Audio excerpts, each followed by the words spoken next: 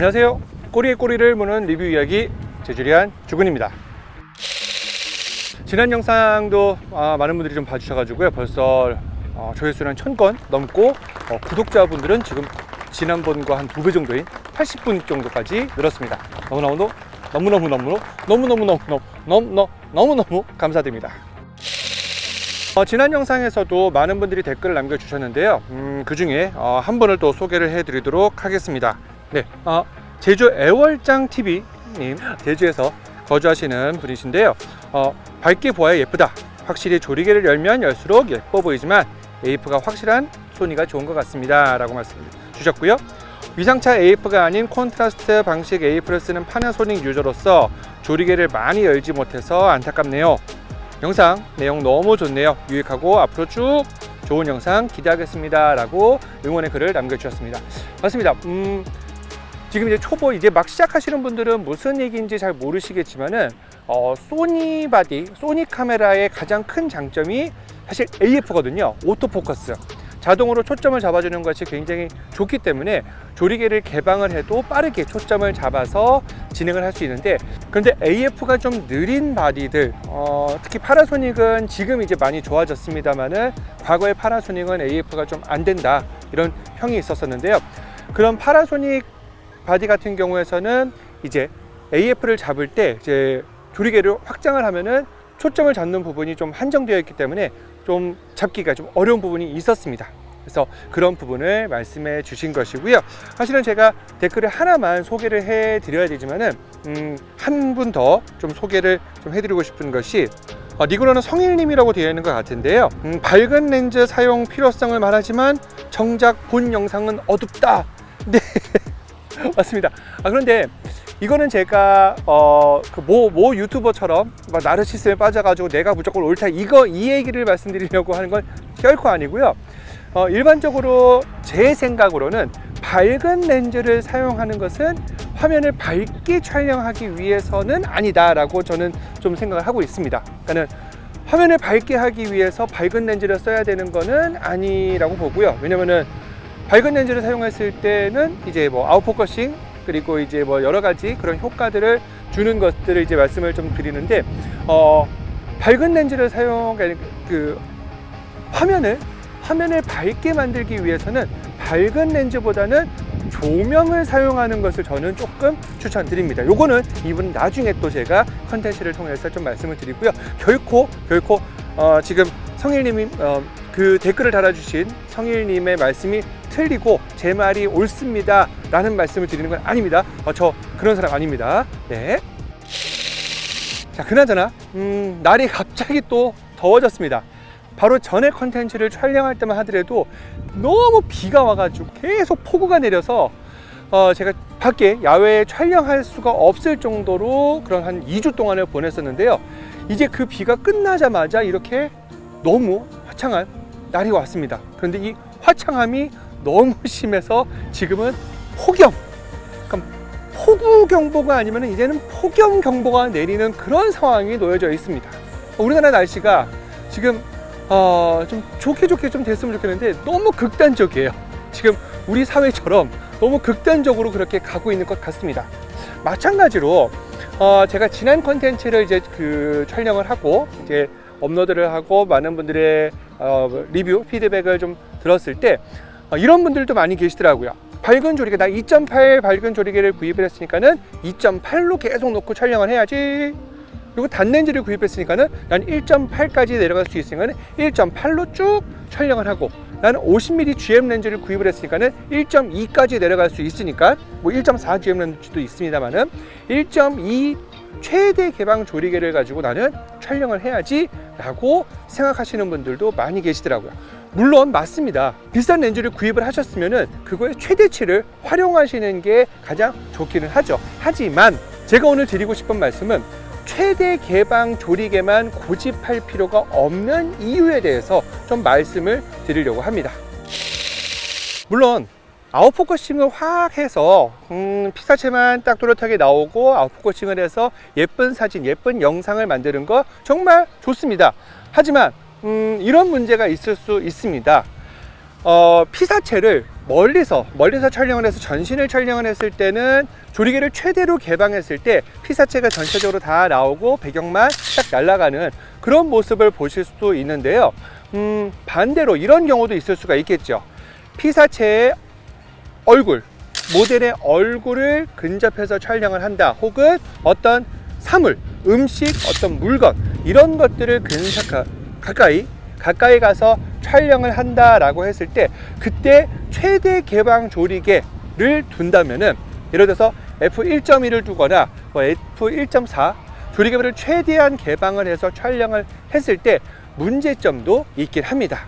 그런 문제점은 기본적으로 우리가 눈에 초점을 맞춘다고 했을 때, 눈은 또렷이 나오지만은 요 코나 입, 귀, 얼굴, 나머지 얼굴 부분은 아웃포커싱이 돼서 정확하게, 그러니까 또렷하게 나오지 않는 경우들이 있습니다. 물론 여러분들께서 나는 눈만 찍을 거야, 눈을 포인트를 줘서 나머지는 아웃포커싱을 할 거야, 이런 의도라면은 상관이 없습니다만은 여자친구의 얼굴을, 혹은 뭐 가족의 얼굴을, 뭐 모델의 얼굴을, 혹은 음식점에 가서 내가 먹은 맛있는 음식을 남기고 싶을 때, 혹은 제품 촬영을 해야 할 때, 그때 내가 조리개를 개방을 한다면은 일부분만 또렷하게 나오고 나머지가 흐리게 나오기 때문에 여러분들이 의도하신, 그리고 혹은 상대방이 원하는 그런 결과물이 나오지 않을 수도 있습니다. 그리고 가끔씩 소니바디도 그런 경우가 있기는 한데요. AF를 맞췄을 때 눈에 정확하게 딱 맞아서 날아가는, 나머지 부분이 뭐 코도 날아가고 귀도 날아가고 이렇게 아웃포커싱을 줄 수도 있는데, 그러지 못할 때가 있거든요. 사진 촬영을 했는데 내가 특히 강아지 같은 경우에 눈을 맞춰 가지고 내가 아웃포커싱을 날려서 최대 개방 조리개를 활용해야지 라고 생각을 했는데, 촬영해 보니까 아이고야, 코에 맞아서 코만 또렷하게 나오고 나머지 부분, 눈이 다 날아가 버리는 그런 경우들도 있을 수가 있습니다. 그리고 조리개 개방을 심하게 하다 보니까는 이제 우리가 음식을 찍었을 때 음식의 전체적인 모습이 골고루 나와야 되는데, 그러니까는 뭐 밥 위에 올려져 있는 고기만 딱 또렷하게 나오고 나머지 밥이랑 그릇은 뿌옇게 나온다, 이랬을 때는 또 하나의 좀 문제가 있을 수가 있겠죠.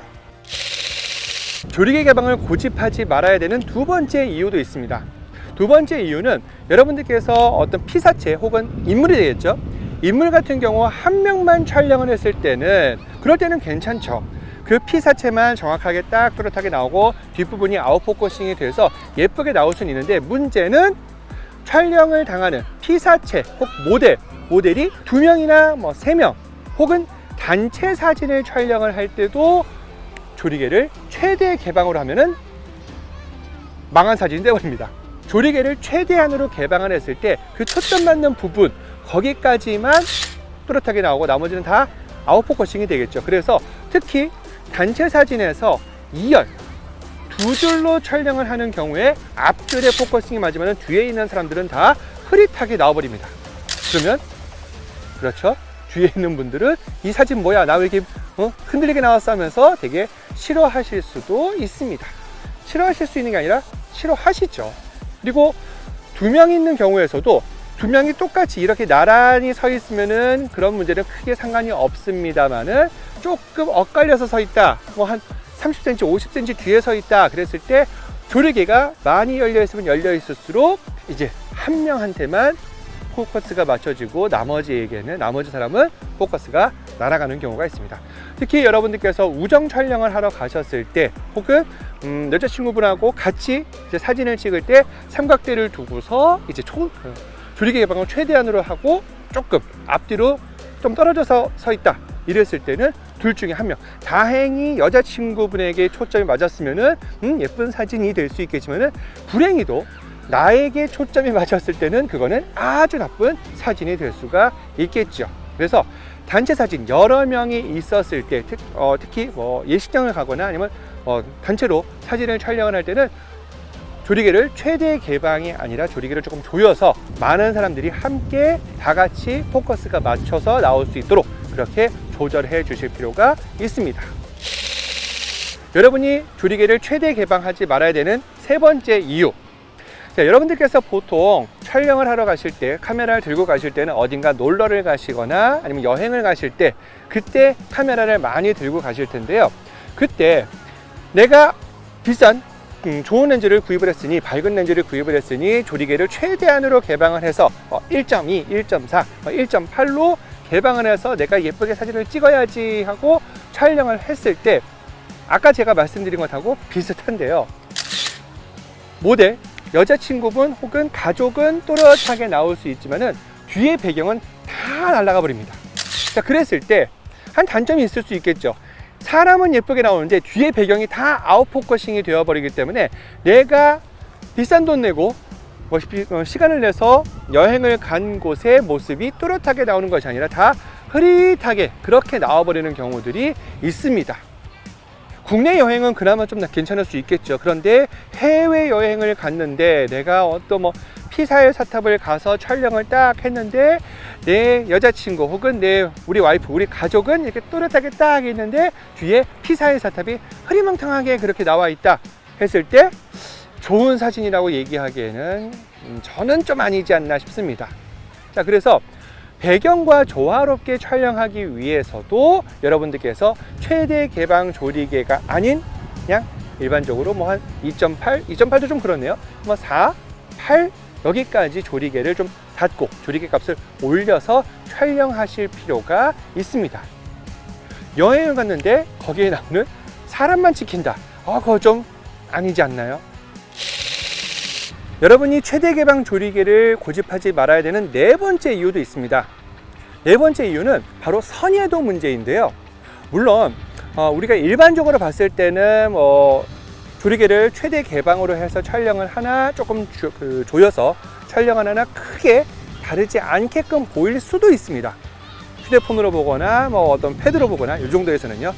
하지만 우리가 어떤 사진의 결과물을 굉장히 좀 또렷하게 선명하게 촬영을 해야 할 때 그런 경우에서는 최대 개방 조리개보다는 일반적으로 모든 렌즈가 그런 건 아닙니다만은 일반적으로는 f4 값 혹은 f8 값에서 선예도가 가장 또렷하게 나오게 됩니다. 이거는 여러분들께서 인터넷을 좀 보셨을 때 MTF 차트라고 해서 하나의 렌즈가 조리개가 어떤 구간에서 가장 선명하게 나오느냐 이것을 보실 수 있는 차트가 있는데요. 그 차트에 따르면은 보통 조리개가 F4 혹은 F8, F16도 있나? 그건 잘 모르겠는데요. 그러니까 보통 그렇게 F4나 8 정도가 되었을 때 가장 선명한 사진, 가장 선명한 영상을 얻으실 수가 있습니다. 그래서 내가 좀 더 영상이나 그런 사진이 좀 더 또렷하게 나와야 되는 혹은 어떤 클라이언트에게 제공을 해야 되는 그런 사진이다, 그런 영상이다 했을 때는 조리개를 최대 개방하는 것이 아니라 어느 정도 선예도가 가장 잘 나오는 그 조리개 값을 선택해서 촬영해야 할 필요가 있습니다. 저 같은 경우에서도 야외에서는 보통 조리개를 좀 많이 개방해서 촬영을 합니다만은 조명을 써야 되는 거나 혹은 스튜디오거나 혹은 바디 프로필을 촬영을 하거나 이럴 때는 조리개를 개방하지 않고 보통 F8 정도, 심할 때는 F16 정도 이렇게 두고서 촬영하는 경우들이 있습니다. 여러분이 조리개를 최대 개방으로 촬영하지 말아야 될 이유 다섯 번째. 자, 다섯 번째는 지금 이 상황에서는 잘 이제 티가 안 납니다만은 야간 촬영 때 오히려 조리개를 조여야 될 때가 있습니다. 그런 경우는 어떤 경우냐면은 일반적으로 빛을 촬영할 때, 가로등을 촬영할 때 f2.8, f1.8 이럴 때는 보케 부분이 보케처럼 이렇게 나와서 그 빛이 그냥 동그랗게 그렇게 나오는데 조리개를 조이면 조일수록 빛갈라짐이 생깁니다. 그거 되게 예뻐요. 그래서 여러분들께서 그런 조명, 별도 제가 별 사진은 잘 찍지 않아서 정확히는 모르겠습니다만은 가로등 사진, 길가에 있는 가로등이나 한강 다리에 있는 그런 조명, 이런 조명에서 조리개를 조였을 때 빛 갈라짐이 쫙 퍼지면서 그 가로등에서 이제 일자로 빛이 쫙쫙 갈라지는 그런 모습을 촬영하실 수가 있습니다. 야간에 물론 우리가 셔터 스피드를 확보하기 위해서 조리개를 개방하는 경우도 있습니다만은 그런 조명, 그런 불빛을 촬영할 때는 조리개를 굉장히 좀 조여서 또렷하게 나오면서 빛 갈라짐의 효과를 누릴 수 있는 그런 효과를 얻으실 수도 있습니다. 자, 오늘은 렌즈에 대한 얘기 한 두 번째 시리즈로 최대 개방 조리개를 고집하지 말아야 되는 이유 5가지에 대해서 좀 말씀을 드렸는데요.